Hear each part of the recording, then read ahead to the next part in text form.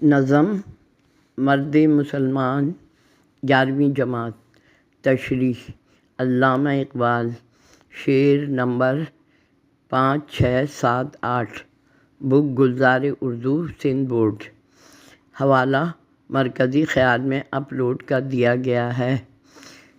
شعر نمبر 5۔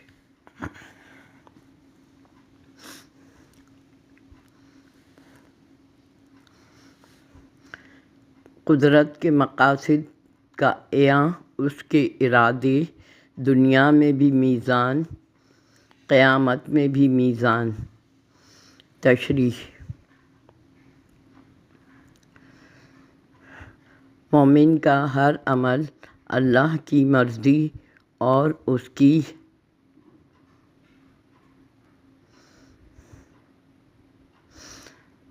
کی خواہش کے مطابق ہوتا ہے، کیونکہ اللہ تعالیٰ کی بھی یہی منشا ہے کہ نیک اور بد ارادہ لوگوں کو الگ کر کے انصاف کے ترازو میں رکھ کر ہی فیصلہ کیا جائے گا۔ تو دنیا میں حکمرانوں اور منصفوں کو انصاف کرنے والا ہونا چاہیے، کیونکہ قیامت کے دن بھی اللہ کے سامنے عدل و انصاف کرنے والے کو ترازو میں پرکھا جائے گا۔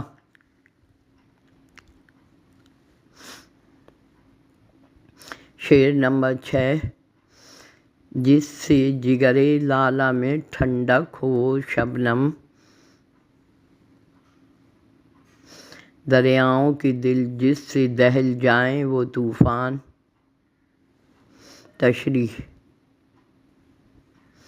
مسلمان مرد مومن انسانیت کی مدد کرتا ہے اور خدمت خلق کے ذریعے دکھی لوگوں اور پریشان حال لوگوں کا سہارا بن کر ان کے دلوں کو خوشی دیتا ہے۔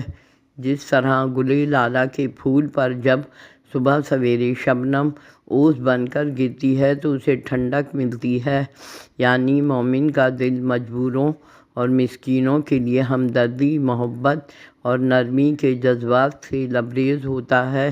لیکن اگر اس کے سامنے دشمن آ جائے تو وہ باطل قوتوں کی سرکوبی کے لیے اپنی پوری طاقت کے ساتھ قہر اور جبر بن کر ان پر ٹوٹ پڑتا ہے اور طوفان بن کر دریاؤں میں بھی اپنے گھوڑے ڈال دیتا ہے۔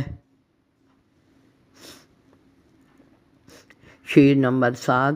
فطرت کا سرود ازلی اس کے شب و روز، آہنگ میں یکتا صفت سورہ رحمان۔ تشریح مومن اپنے دن اور رات غرض زندگی کا ہر لمحہ اور ہر پل فطرت کی خوبصورتی، دلکشی اور دنیا کے قوانین فطرت کے ساتھ زندگی بسر کرتا ہے اور ان سے اتفاق رائے کے ساتھ ہم آہنگ رہتا ہے۔ جس طرح سورہ رحمان کی خاصیت اور خوبی یہ ہے کہ وہ پڑھنے والے کے ساتھ اس کے دل میں بھی اتر جاتی ہے، تو مومن بھی اللہ کے احکامات اس کے منشا کے مطابق اپنی زندگی طور طریقوں کے ساتھ گزارتا ہے۔ شعر نمبر 8۔ بنتے ہیں میری کارگہ فکر میں انجم، لے اپنے مقدر کے ستارے کو تو پہچان۔ تشریح علامہ اقبال فرما رہے ہیں کہ میری شاعری کی سوچ و فکر کے کارخانے نے ایسے کئی ستارے پیدا ہوئے ہیں جن پر تم عمل کرو گے تو وہ تمہاری قسمت کو چمکا دیں گے اور انسان منزل کو پہچان کر آگے بڑھے گا، لیکن عقل مندی کا تقاضا یہ ہے کہ وہ خود اسے پہچان کر تلاش کرے اور حقیقتوں اور معرفتوں کے ذریعے اپنی قسمت کو بدلنے والا ستارہ تلاش کر لے۔